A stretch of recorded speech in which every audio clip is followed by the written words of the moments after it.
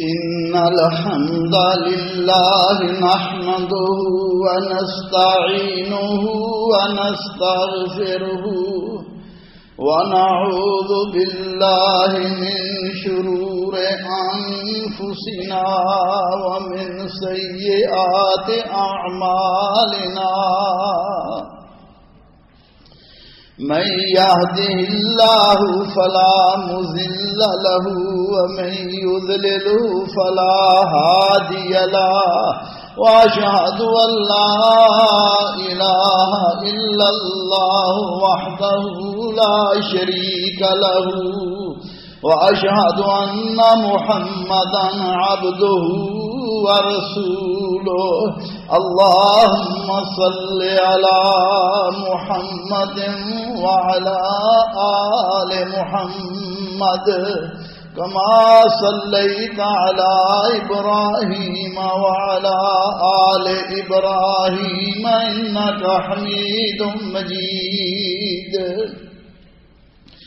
اللهم بارك على محمد وعلى آل محمد كما باركت على إبراهيم وعلى آل إبراهيم إنك حميد مجيد أما بعد فإن خير الحديث كتاب الله وخير الهدي هدي محمد صلى الله عليه وعلى آله وسلم وشر الأمور محدثاتها وكل محدثة بدعة وكل بدعة ضلالة وكل ضلالة في النار من يطع الله ورسوله فقد رشد واهتدى ومن يعص الله ورسوله فقد ضل ضلالا رب اشرح لي صدري ويسر لي أمري واحلل عقدة من لساني يفقهوا قولي أعوذ بالله السميع العليم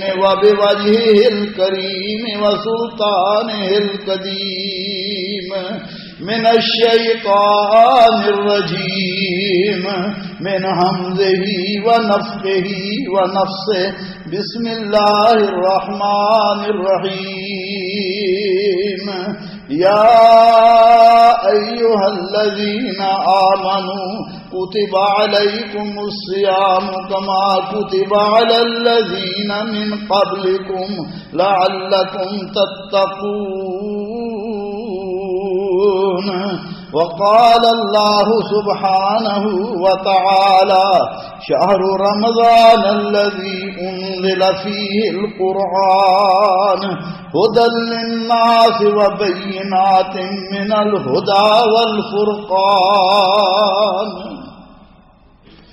ایمان والو تم پر روزے فرض کیے گئے جیسے تم سے پہلے لوگوں پر فرض کیے گئے تھے لعلکم تتقون تاکہ تم متقی بن جاؤ اللہ سے ڈرنے والے بن جاؤ اللہ کے حکموں پر چلنے والے بن جاؤ جن کاموں سے اللہ ذوالجلال نے منع کیا ہے اس سے باز آنے والے بن جاؤ لعلکم تتقون تاکہ تم اللہ ذوالجلال سے ڈر جاؤ شہر رمضان الذی انزل فیہ القرآن رمضان کا مہینہ وہ ہے جس میں قرآن نازل کیا گیا ہدی للناس جو لوگوں کے لیے باعث ہدایت ہے وبینات من الہدی والفرقان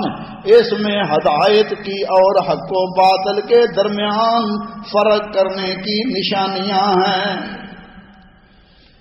بھائیوں دوستوں بزرگوں قابل احترام خواتین اسلام رمضان المبارک شروع ہو چکا ہے جس طرح موسموں میں موسم بہار ہوتا ہے اسی طرح روحانی کائنات کا موسم ماہ رمضان ہے جس میں اللہ ذوالجلال کی طرف سے مومنوں کے لیے رحمتوں اور برکتوں کا نزول ہوتا ہے، اور وہ خوش قسمت ہیں جنہیں اللہ ذوالجلال نے زندگی میں بار بار رمضان المبارک عطا فرمایا، اور وہ اپنے گناہوں کی اللہ سے معافی مانگ کر اللہ ذوالجلال کی جنت کے حقدار بن جاتے ہیں، جو ہمارا اصل مقام ہے، جہاں سے ہمارے ابا جان سیدنا آدم علیہ السلام کو نکالا گیا تھا۔ ایک غلطی کی وجہ سے اصل ہمارا مقام وہی ہے، اس لیے مومن کوشش کرتا ہے کہ اپنی وراثت، اپنی میراث کو حاصل کرے اور اللہ ذوالجلال کی رضا مندی کا حقدار بنائے۔ میرے بھائیوں دوستو، رمضان المبارک کو بھیجنے کا مقصد بھی یہ ہے کہ ہم اللہ ذوالجلال سے اپنے گناہوں کو معاف فرما لیں، کیونکہ قاموس میں ہے شیء سمّی رمضان لأنہ یحرق الذنوب، رمضان کو رمضان اس لیے کہا جاتا ہے کہ یہ بندے کے گناہوں کو جلا دیتا ہے۔ اللہ ذوالجلال سے دعا ہے، اللہ احکم الحاکمین، مجھے اور آپ کو رمضان المبارک کی برکات کو سمیٹ کر اللہ ذوالجلال سے سچی توبہ اور معافی کی توفیق عطا فرمائے۔ میرے بھائیوں دوستو، قرآن کریم میں بھی اور رسول اللہ صلی اللہ علیہ وسلم نے بھی رمضان المبارک کے بڑے ہی فضائل بیان کیے ہیں۔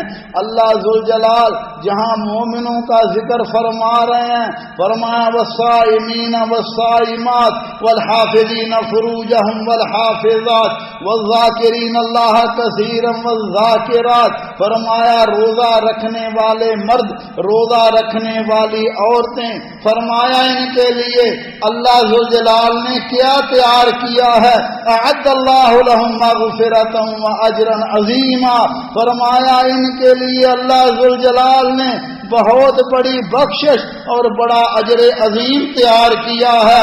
اور پھر جب جنت میں جنتی ہوں گے، جنت میں جائیں گے، اس وقت انہیں کہا جائے گا کلوا واشربوا ہنیئا بما اسلفتم فی الایام الخالیہ، کھاؤ پیو، یہ تمہارے ان ایام کا بدلہ ہے جو تم دنیا میں کرتے رہے۔ مفسرین فرماتے ہیں کہ وہ کون سے دن ہیں جب انسان بھوک اور پیاس، شہوت اور دیگر کاموں کو سے رک جاتا ہے، اپنے رب کو راضی کرنے کے لیے اس بھوک اور پیاس کا بدلہ اللہ ذوالجلال نے مومنوں کو جنت الفردوس کی شکل میں عطا کیا ہے۔ اللہ رسول اللہ صلی اللہ علیہ وسلم نے فرمایا ان فی الجنت بابا یقال له الریان، فرمایا جنت میں اللہ ذوالجلال نے ایک دروازہ بنایا ہے جس کا نام ریان ہے، فرمایا جو صرف روزہ داروں کے لیے ہے، جب روزہ دار اس میں داخل ہو جائیں گے دروازہ بند کر دیا جائے گا، اور فرمایا جب آخر بندہ ہو کر دروازہ، فرمایا اور جو اس میں داخل ہوگا اسے شرابن طہورا پلائی جائے گی، جو ایک مرتبہ پی لے گا اسے کبھی بھی پیاس نہیں لگے گی۔ اللہ ذوالجلال میرے اور آپ کے مقدروں میں فرمائے۔ میرے بھائیوں دوستو، رمضان المبارک اللہ ذوالجلال کی طرف سے مبارک مہینہ ہے۔ رسول اللہ صلی اللہ علیہ وسلم صحابہ کرام کو رمضان آنے پر خوشخبری سنایا کرتے تھے، کان یبشر اصحابہ اتاکم رمضان شہر مبارک، اللہ کے حبیب فرماتے تھے میرے صحابہ رمضان آ گیا ہے اور یہ برکتوں والا مہینہ ہے، فرماتے تھے کے روزے اللہ نے فرض کیے ہیں، آسمان کے دروازے کھول دیے جاتے تھے اور جہنم کے دروازے بند کر دیے جاتے تھے۔ میرے بھائیوں دوستو، اسلام کے 5 ارکان میں روزہ تیسرا رکن ہے، اور جو بندہ اللہ ذوالجلال کو راضی کرنا چاہتا ہے ہے، چاہتا ہے میرا رب مجھ سے راضی ہو جائے، اسے پانچوں ارکان کو ادا کرنا ہوگا۔ لیکن اگر کسی دو کو کرے ایک کو چھوڑ دے گا تو اس رب راضی نہیں ہوتا، کیونکہ یہ ارکان اسلام ہے۔ میرے بھائیو دوستو، رمضان روزے کی فرضیت کی کچھ شرائط ہیں۔ سب سے پہلی شرط بندہ مسلمان ہو، کیونکہ روزہ مسلمانوں پر فرض ہے۔ کافر اگر روزہ رکھ بھی لے اسے کوئی فائدہ نہیں ہوگا، دنیا میں اس کو فائدہ ہو سکتا ہے لیکن آخرت میں کفار کے لیے ان کے اعمال اڑتی خاک بنا دیے جائیں گے۔ اسی طرح بلوغت نابالغ پر روزہ فرض نہیں ہے، ہاں اگر اپنی مرضی سے رکھنا چاہے رکھ لے، بہتر ہے، اسے ثواب ملے گا۔ صحابہ کرام عادت ڈالنے کے لیے اپنے چھوٹے بچوں کو بھی روزہ رکھوایا کرتے تھے۔ تیسری شرط عاقل ہو، عقل مند ہو۔ مجنون اور معاف عقل پر روزہ فرض نہیں ہے جب تک وہ تندرست نہ ہو جائے۔ اور چوتھی شرط صحت اور تندرستی، اگر وہ مریض ہے تو روزہ چھوڑ سکتا ہے، بعد میں اس کی قضا دے لے۔ اسی طرح مسافر ہے، سفر میں روزہ نہیں رکھ سکتا، بعد میں اس کی قضا دے لے۔ میرے بھائیو دوستو، اللہ ذوالجلال اپنے بندوں پر کتنے رحیم، کتنے کریم ہیں کہ بندوں کو کتنی چھوٹ اور کتنی سہولتیں عطا فرمائی ہیں۔ اسی طرح وہ شخص جو عمر رسیدہ ہے اور اس کے صحت مند ہونے کی کوئی امید نہیں ہے، فرمایا وہ ایک دن وہ ہر دن کے بدلے کسی مسکین کو کھانا کھلا دیں۔ اور اسی طرح جو مسافر ہیں، جیسا میں نے عرض کیا، اگر وہ سفر میں روزے نہیں رکھ سکتے بعد میں قضائی دے لیں۔ اسی طرح وہ خواتین جنہیں حیض اور نفاس کی رکاوٹ درپیش ہو وہ ان دنوں میں روزہ نہ رکھیں، بعد میں اس کی قضائی دے لیں۔ اسی طرح حاملہ اور مرضعہ جو بچوں کو دودھ پلانے والی مائیں ہیں، اگر وہ روزہ نہیں رکھ سکتی تو وہ بعد میں قضائی دے لیں، لیکن اگر وہ سمجھتی ہیں کہ بعد میں بھی قضائی کا وقت نہیں ملے گا تو وہ ایک مسکی فدیہ دے دیں اور ایک مسکین کو ہر دن کے بدلے کھانا کھلا دیں۔ میرے بھائیو دوستو، یہ روزے کے چند مسائل اختصار پر عرض کیے ہیں۔ اور یاد رکھیے، لوگ کہتے ہیں وہ جی روزہ بڑا مشکل ہے۔ میرے بھائیو، کوئی مشکل نہیں ہے، بالکل آسان ہے، اور اللہ ذوالجلال اپنے بندوں پر آسانیاں ہی کرتے ہیں۔ روزہ سن 2 ہجری میں فرض ہوئے اور رسول اللہ صلی اللہ علیہ وسلم نے 9 مرتبہ اپنی زندگی میں رمضان المبارک کے روزے رکھے۔ میرے بھائیو دوستو، یہ نزول قرآن کا مہینہ ہے۔ اس مہینے میں اللہ ذوالجلال نے لوح محفوظ سے بیت العزت آسمان دنیا پر قرآن کریم کو یکبارگی نازل فرمایا۔ آپ خود ہی اندازہ لگائیں، قرآن کریم اللہ کا کلام ہے اور بہت بڑی ہی عظیم الشان کتاب ہے کہ جس رات کو اللہ نے قرآن نازل فرمایا اس رات کو لیلۃ القدر بنا دیا اور فرمایا کہ لیلۃ القدر خیر من 1000 شہر، 1000 مہینے سے، یعنی 83 سال اور 4 ماہ کچھ دنوں سے یہ ایک رات کی عبادت، اس ایک رات میں بندہ اپنے رب کو راضی کرنے کے لیے توبہ استغفار کرتا ہے، عبادت کرتا ہے، یہ 1000 مہینے سے افضل ہے۔ اسی طرح رمضان المبارک میں پہلی کتابیں بھی نازل کی گئیں۔ صحیفے ابراہیم علیہ السلام کے 1 رمضان کو نازل ہوئے، تورات 6 رمضان کو، انجیل 13 رمضان کو، اور زبور 18 رمضان کو، اور قرآن کریم لیلۃ القدر کو اللہ ذوالجلال نے نازل فرمایا۔ لہذا میرے بھائیو دوستو، ان دنوں میں قرآن کریم کی زیادہ سے زیادہ تلاوت کرنی چاہیے، کیونکہ یہ قرآن کا مہینہ ہے۔ شہر رمضان الذی انزل فیہ القرآن، یہ قرآن کا مہینہ ہے، لہذا اپنے اوقات کو قرآن کے ساتھ جوڑ لیجئے، اوقات کو دوسرے فضول کاموں میں ضائع نہ کریں، یہ نیٹ میں دیگر چیزوں میں ضائع نہ کریں۔ بلکہ قرآن کریم کی کثرت سے تلاوت کریں۔ ہمارے اسلاف قرآن کریم کی کثرت سے تلاوت کرتے تھے۔ امام شافعی رحمہ اللہ کے بارے میں امام ذہبی فرماتے ہیں کہ رمضان میں 60 مرتبہ قرآن ختم کیا کرتے تھے۔ امام مالک رحمہ اللہ امام دار الہجرہ رمضان میں حدیث کی کلاس نہیں لگاتے تھے اور فرماتے تھے مجھے قرآن پڑھنے دو، یہ قرآن کا مہینہ ہے۔ دیگر سلف صالحین بھی قرآن کریم کثرت سے پڑھا کرتے تھے۔ اللہ ذوالجلال ہمیں بھی قرآن زیادہ سے زیادہ پڑھ کر اپنے دلوں کی بہار بنانے کی توفیق عطا فرمائے، کیونکہ قرآن کی وجہ سے اللہ ذوالجلال کی سکینت اور اللہ ذوالجلال کی طرف سے بندوں کو اطمینان حاصل ہوتا ہے، اور یہ مشکل نہیں ہے۔ حافظ حضرات 15 منٹ میں ایک سپارہ پڑھ لیتے ہیں، تو آپ اندازہ لگائیں اگر آپ بھی پڑھنا چاہیں تو انشاءاللہ آپ زیادہ سے زیادہ قرآن کریم کی تلاوت کر سکتے ہیں۔ اسی طرح میرے بھائیوں دوستو، رمضان المبارک غریبوں کے ساتھ رحم کرنے اور افطاری کروانے، مساکین کے ساتھ ہمدردی کا مہینہ ہے۔ رسول اللہ صلی اللہ علیہ وسلم نے فرمایا من فطر صائما کتب له مثل اجرہ لا ينقص من اجرہ شیء، فرمایا جس نے کسی روزہ دار کو افطاری کروائی اس کے لیے روزہ دار کے برابر ہی اجر و ثواب لکھ دیا جاتا ہے، اور روزے دار کے اجر و ثواب میں کوئی کمی نہیں ہوتی۔ لہذا میرے بھائیوں، جب انسان خود بھوکا ہوتا ہے اسے بھوک کا احساس ہوتا ہے۔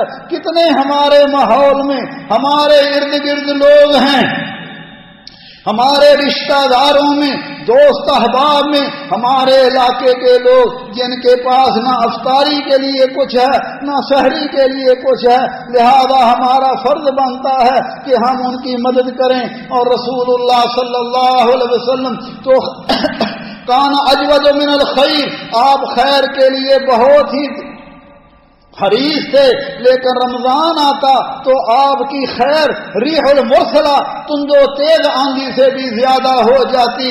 لہذا میرے بھائیوں دوستوں بزرگوں، اس بات کا احساس کریں کہ اپنے غریب عزیزوں، دوستوں، رشتہ داروں اور محلے داروں اور جن جن کو جانتے ہیں، بعضوں کا سفید پوش ہیں، آپ سے سوال نہیں کرتے لیکن ان کے پاس کھانے کے لیے کچھ نہیں ہے۔ لہذا میرے بھائیوں، اس بات کا ادراک کیجئے، رمضان المبارک میں جہاں اجر بڑھ جاتا ہے وہاں اگر انسان زکوٰۃ ادا کرتا ہے، صدقہ و خیرات کرتا ہے، اس کا بھی اجر بڑھ جاتا ہے۔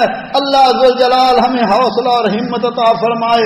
میرے بھائیوں دوستو، رمضان المبارک کے بڑے خصائص، بڑی خوبیاں ہیں۔ رسول اللہ صلی اللہ علیہ وسلم نے فرمایا ان للہ عند کل فطر عتقاء من النار وذلک فی کل لیلہ، فرمایا بے شک ہر افطاری کے وقت اللہ ذوالجلال بہت سارے لوگوں کو جہنم سے آزاد کر دیتے ہیں، اسی طرح ہر رات بھی۔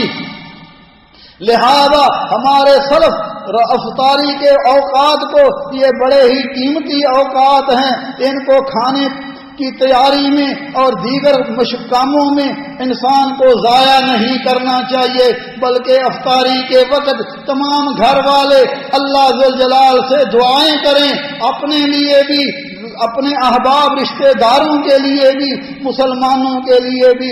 میرے بھائیوں دوستو، بڑا ہی قیمتی وقت ہے، مگر بعض لوگ اس کو اپنے کھانے پینے کی تیاری میں یا دیگر مشغولیات میں ضائع کر دیتے ہیں۔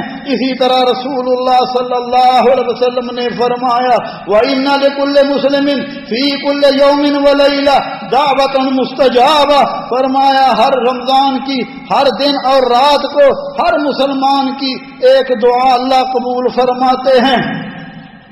اور میرے بھائیوں، آپ صلی اللہ علیہ وسلم نے بار بار لیلۃ القدر کی فضیلت کے بارے میں فرمایا ان ھذا الشہر قد حضرکم، میرے لوگوں یہ مہینہ تم پر آ چکا ہے، وفیہ لیلۃ خیر من الف شہر، اس میں ایک رات جو 1000 مہینے سے بہتر ہے۔ من حرمھا فقد حرم الخیر کلہ، فرمایا جو اس رات کے جو اس راہ سے محروم ہو جاتا ہے وہ مکمل خیر سے محروم ہو جاتا ہے، اور اس کی خیر سے تو کوئی محروم ہی محروم ہوگا۔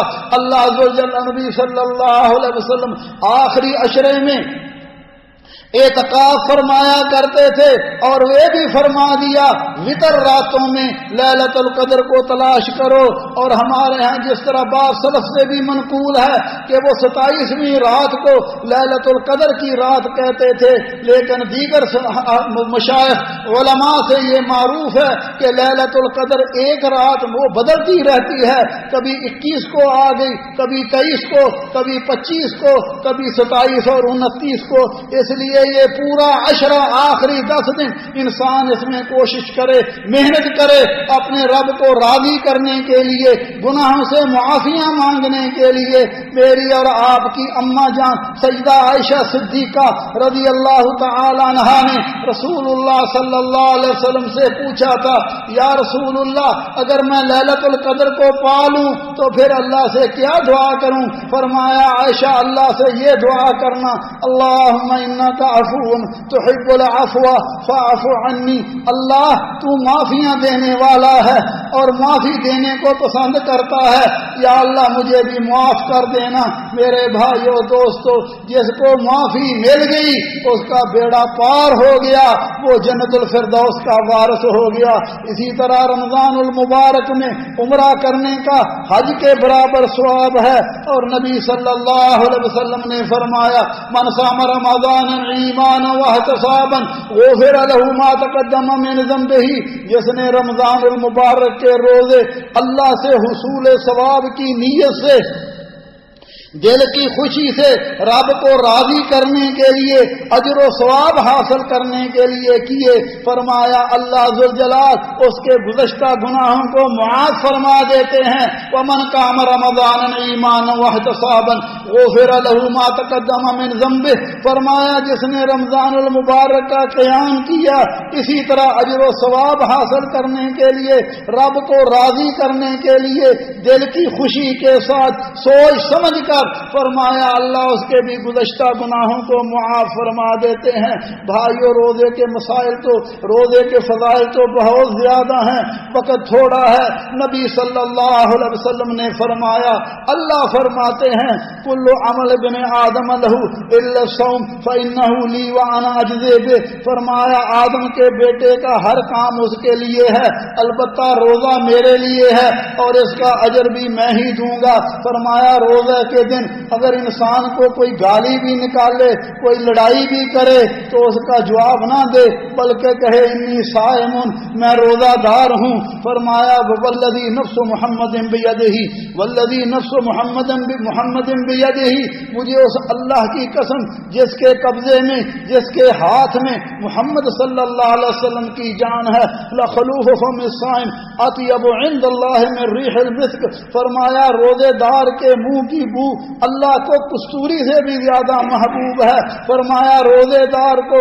اللہ دو خوشیاں عطا فرمائیں گے، ایک افطاری کے وقت جب وہ افطار کرتا ہے خوش ہوتا ہے میرے رب کا شکر کہ روزہ میرا اچھی طرح گزر گیا، اور جب اللہ ذوالجلال سے ملاقات ہوگی، اللہ ذوالجلال کے ملاقات کے وقت بھی روزے دار کو خوشی ہوگی، بے حد و اجر و ثواب دیکھنے پر۔ میرے بھائیو دوستو، اور بھی بہت سارے روزے نبی صلی اللہ علیہ وسلم نے فرمایا الصیام والقرآن یشفعان للعبد یوم القیامہ، فرمایا قیامت کا دن ہوگا، روزہ بھی آئے گا، قرآن بھی آئے گا اور شفاعت کرے گا بندے کے لیے جس نے رمضان کے روزے رکھے رب کو راضی کرنے کے لیے، اور اس کے پورے روزے کے پورے احترام کے ساتھ اور پورے سنت کے مطابق روزہ رکھا، اسی طرح قرآن بھی آئے گا بندے کے لیے شفاعت کریں گے۔ روزہ کہے گا رب منعتہ الطعام والشہوہ فشفعنی فی، اللہ میں نے دن کو اس کو کھانے سے اور شہوت سے روکا تھا، یا اللہ میری شفاعت قبول فرما۔ اور قرآن کہے گا منعتہ النوم باللیل فشفعنی فی، اللہ رات کو قرآن پڑھتا تھا، نیند آتی تھی مگر یہ قرآن پڑھتا رہتا تھا. اللہ میری شفاعت قبول فرما. رسول اللہ صلی اللہ علیہ وسلم نے فرمایا اللہ دونوں کی شفاعت کو قبول فرما لیں گے. آپ خود ہی اندازہ لگائیں, جب قرآن شفاعت کر رہا ہوگا, روزہ شفاعت کر رہا ہوگا, اللہ قبول فرمائیں گے. لیکن ایک اور مقام پر فرمایا قرآن قیامت کے دن قرآن بندوں کی شکایت کرے گا. وقال الرسول یا رب ان قوم اتخذوا هذا القرآن مہجورا. قرآن اس وقت بندے کی شکایت کرے گا, یا اللہ, اللہ کے حبیب فرمائیں گے ان لوگوں نے قرآن کو پشت کے پیچھے ڈال دیا, نہ ہی پڑھتے تھے, نہ ہی قرآن پر تدبر کرتے تھے, اور نہ ہی قرآن پر عمل کرتے تھے. اللہ ذوالجلال ہمارے حال پر رحم فرمائے. قرآن کریم کو پڑھنے, اس کو سمجھنے, اس کے مطابق عمل کی توفیق عطا فرمائے, اور روزے کو اس طرح کر رکھنے جس طرح رسول اللہ صلی اللہ علیہ وسلم نے رکھا ہے. اللہ ذوالجلال ہمیں بھی توفیق عطا فرمائے. اللہ ہمارے گناہوں کو معاف فرمائے, دین پر استقامت نصیب فرمائے. اقول قولی هذا واستغفر الله لي ولكم ولسائر المسلمين من كل ذنب فاستغفروه انه هو الغفور الرحيم.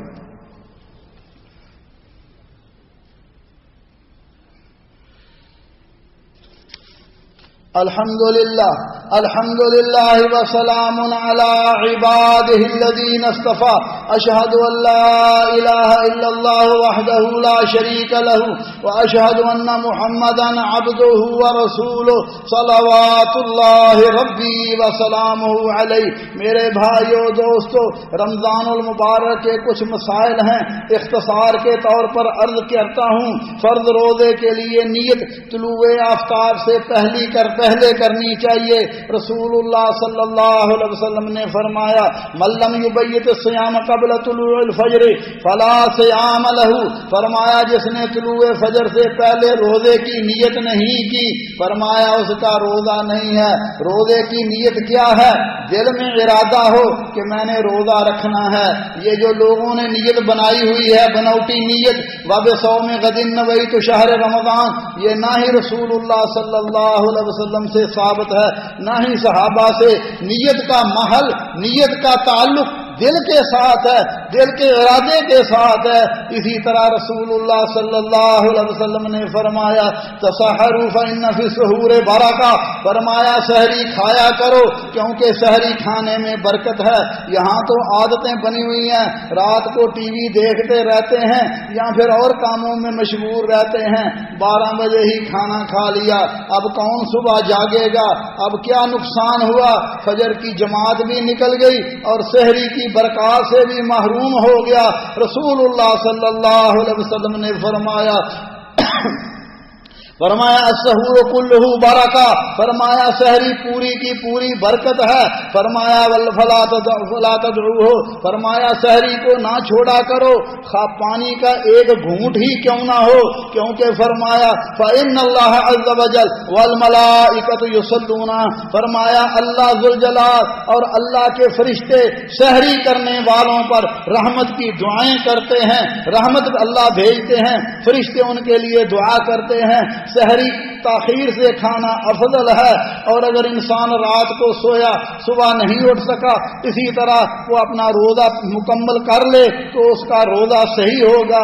اور اسی طرح غسل حاجت, غسل واجب کی اگر کسی کو ضرورت ہو اور سحری کا وقت ہو جائے تو ایسی صورت میں وضو کر کے پہلے سحری کھا لے اور بعد میں غسل کر لے.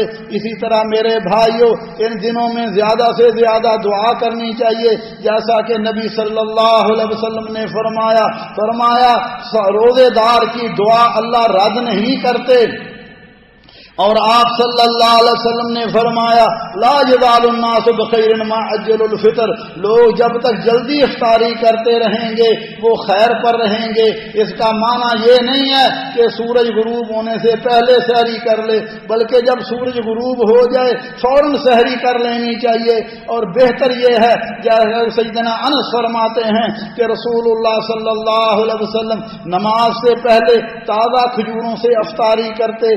اگر تازہ کھجور نہ ملتی پرانی کھجور جو بھی ہوتی اس سے افطاری کر لیتے، اگر وہ بھی نہ ملتی تو پانی کے گھونٹ سے اللہ کے حبیب صلی اللہ علیہ وسلم افطاری کر لیا کرتے تھے۔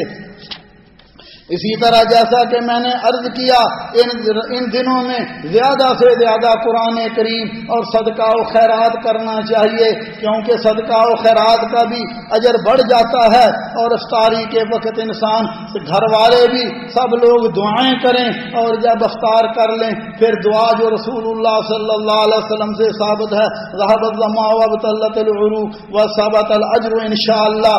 ہاں اگر کسی نے غلطی سے کسی دوسرے ملک کے ریڈیو کی وجہ سے جلدی افطاری کر لی تو اس کو بعد میں قضا دینی ہوگی۔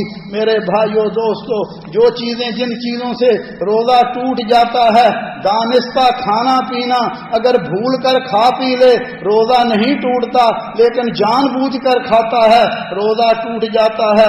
اسی طرح روزے کی حالت میں صحبت کرنا یا مادہ تولید خارج کرنا، اس سے روزہ ٹوٹ جاتا ہے۔ جان بوجھ کر کیا کرتا ہے روزہ ٹوٹ جاتا ہے، لیکن اگر خود بخود کہہ آ جائے تو روزہ نہیں ٹوٹتا۔ اسی طرح گلوکوز یا غذائیت کے ٹیکے لگانے، عام ٹیکہ اگر انسان اپنی ضرورت کے لیے لگا لیتا ہے روزہ نہیں ٹوٹتا، لیکن اگر غذائیت کا ٹیکہ کمزوری ہو گئی ہے، چلو گلوکوز چڑھا لیں یا ٹیکہ لگا لیں، اسے روزہ ٹوٹ جاتا ہے۔ نسوار لینا، حقہ سگریٹ بیڑی پان کھانا روزہ ٹوٹ جاتا ہے۔ اسی طرح اگر عورتوں کو حیض یا نفاس روزے کی حالت میں شروع ہو جائے، خواہ وہ روزہ کھولنے سے چند منٹ پہلے ہی کیوں نہ ہو، ان کا روزہ ٹوٹ جاتا ہے۔ اسی طرح روزے کی نیت کو ختم کر لینا اور جنون طاری ہونا۔ میرے بھائیو دوستو، ان تمام کاموں کی وجہ سے روزہ ٹوٹ جاتا ہے اور اس کی بعد میں قضا دینی ہے۔ لیکن اگر کسی شخص نے روزے کی حالت میں اپنے گھر والوں سے صحبت کی ہے تو اس کا روزہ ٹوٹ گیا، اب اسے قضا بھی دینی ہے اور کفارہ بھی دینا ہے۔ قضا کیا؟ ایک دن کے بدلے روزہ رکھنا ہے، اور کفارہ کیا ہے؟ ایک غلام آزاد کریں۔ اگر غلام آزاد کرنے کی طاقت نہیں ہے، جیسا کہ وہ ختم ہو چکا ہے ماحول ہی غلامی کا، تو 2 مہینے کے مسلسل روزے رکھیں، اور اگر 2 مہینے کے مسلسل روزے نہیں رکھتا تو 60 مسکینوں کو کھانا کھلانا چاہیے۔ یہ روزہ اس طرح توڑنے کا کفارہ ہے۔ اور جن چیزوں سے روزہ نہیں ٹوٹتا، بھول کر کھا پی لینا، اور اگر کسی کو روزے کی حالت میں احتلام ہو جائے اس کا روزہ نہیں ٹوٹتا، خود بخود کہہ آ جائے روزہ نہیں ٹوٹتا، خشک یا تر مسواک کرنے سے روزہ نہیں ٹوٹتا، گرمی کی وجہ سے نہا لیا، سر پر پانی ڈال لیا، اسی طرح ناک یا منہ میں بغیر مبالغے کے پانی ڈالنا چاہیے۔ کلی کے وقت احتیاط کے باوجود اگر کچھ قطرے حلق سے نیچے اتر جائیں روزہ نہیں ٹوٹتا۔ بوقت ضرورت اگر ہنڈیا کا ذائقہ چکھ کر فوراً تھوک دیا جائے تو روزہ نہیں ٹوٹتا۔ اسی طرح چھوٹے بچوں کو اگر مائیں کوئی چیز چبا کر دیتی ہیں پھر تھوک دیتی ہیں، بشرطے کہ اس کے ذرات حلق پر نہ جائیں، حلق میں نہ جائیں، روزہ نہیں ٹوٹتا۔ سرما لگانا، سر اور بدن میں تیل لگانا، خوشبو لگانا، اس سے روزہ نہیں ٹوٹتا۔ بامر مجبوری کان اور ناک میں دوائی ڈالنا، لیکن اس سے بچا جائے تو یہ بہتر ہے۔ اسی طرح مسوڑوں سے خون نکل آئے تو اس سے بھی روزہ نہیں ٹوٹتا، اس کو تھوک لینا چاہیے۔ علاج کے لیے سنگی یا پچھنے لگانے، اس سے بھی روزہ نہیں ٹوٹتا۔ بہتر یہی ہے کہ افطاری کے بعد سنگی لگائی جائے۔ اسی طرح جن لوگوں کو سانس کی تکلیف ہے اگر وہ سپرے استعمال کرتے ہیں تو روزہ نہیں ٹوٹتا۔ دل کے مریض کو اگر اس وقت کوئی تکلیف ہو جائے، زبان کے نیچے گولی رکھنے سے، ٹیبلٹس رکھنے سے روزہ نہیں ٹوٹتا۔ ضرورت ہو تو آکسیجن سے بھی روزہ نہیں ٹوٹتا۔ لیکن جن چیزوں سے روزے کا اجر ضائع ہو جاتا ہے، نبی صلی اللہ علیہ وسلم نے فرمایا من لم يدع قول الزور والعمل به فليس لله حاجة ان يدع طعامه وشرابه، فرمایا جو بند جھوٹی، جس شخص کو جھوٹی بات اور اس پر عمل کرنے سے نہیں چھوڑتا، اللہ کو اس کے بھوکا پیاسا رہنے کی کوئی ضرورت نہیں ہے۔ لہذا روزہ صرف پیٹ منہ کا نہیں ہونا چاہیے بلکہ آنکھوں کا بھی روزہ، کہ آنکھوں سے غلط چیزوں کو نہ دیکھے، کانوں سے غلط چیزوں کو نہ سنے، اور اگر کوئی لڑائی کرتا ہے تو اس کے ساتھ بھی نہ الجھے، بلکہ کہے کہ انی صائم، میں روزے دار ہوں۔ سیدنا عبداللہ ابن جابر فرماتے تھے روزہ رکھو، کانوں کا، آنکھوں کا، زبان کا بھی روزہ ہونا چاہیے۔ اللہ سے دعا ہے اللہ ذوالجلال زبان کو جھوٹ سے بچائے، غیبت سے بچائے، فحش گفتگو سے بچائے، آنکھوں کو بد نظری سے بچائے، کانوں کو ناجائز باتیں، ساز اور موسیقی سننے سے بچائے، تب ہی روزے کا فائدہ ہے، ورنہ بھوکا پیاسا رہنے کی کوئی کچھ چیز حاصل نہیں ہوگا۔ اسی طرح قیام اللیل کا بھی اہتمام کرنا چاہیے، کیونکہ نبی صلی اللہ علیہ وسلم نے فرمایا جس نے قیام رمضان کا قیام ایمان اور رب کو راضی کرنے کے لیے کیا، اللہ اس کے گناہوں کو معاف فرما دیتے ہیں۔ میری اور آپ کی اماں جان سیدہ عائشہ صدیقہ رضی اللہ تعالی عنہا سے پوچھا گیا کیف کان صلاۃ رسول اللہ صلی اللہ علیہ وسلم فی رمضان، آپ صلی اللہ علیہ وسلم کی رمضان میں نماز کیسی تھی؟ اماں جان فرماتی ہیں ما کان رسول اللہ صلی اللہ علیہ وسلم یزید فی رمضان ولا فی غیرہ علی 11 رکعہ، کہ رسول اللہ صلی اللہ علیہ وسلم رمضان اور غیر رمضان میں 11 رکعت سے زیادہ نہیں پڑھتے۔ تہجد اور تراویح ایک ہی نماز ہے، نبی صلی اللہ علیہ وسلم نے رمضان میں علیحدہ نہیں پڑھی، لہذا اور پھر یہ بھی ساتھ فرماتی ہیں کان یصلی اربعا لم تسأل عن حسنہن و طولہن، اللہ کے نبی صلی اللہ علیہ وسلم 4 رکعت پڑھتے تھے، نہ پوچھ کتنی ہی خوبصورت ہوتی تھی اور کتنی ہی لمبی ہوتی تھی، پھر 4 پڑھتے اور اس کے بعد 3 پڑھتے۔ اس لیے اللہ ذوالجلال ہمیں قیام رمضان کرنے کے بھی اور قرآن کریم پڑھنے کی بھی اور روزے کو جس طرح رسول اللہ صلی اللہ علیہ وسلم کا طریقہ تھا اس طرح رکھنے کی توفیق عطا فرمائے۔ اللہ ہمارے گناہوں کو معاف فرمائے، دین پر استقامت نصیب فرمائے، جب تک دنیا میں رہیں اسلام اور ایمان پر اللہ زندہ رکھے، اور جب ہماری موت آئے اللہ مسلمان کر کے مارے۔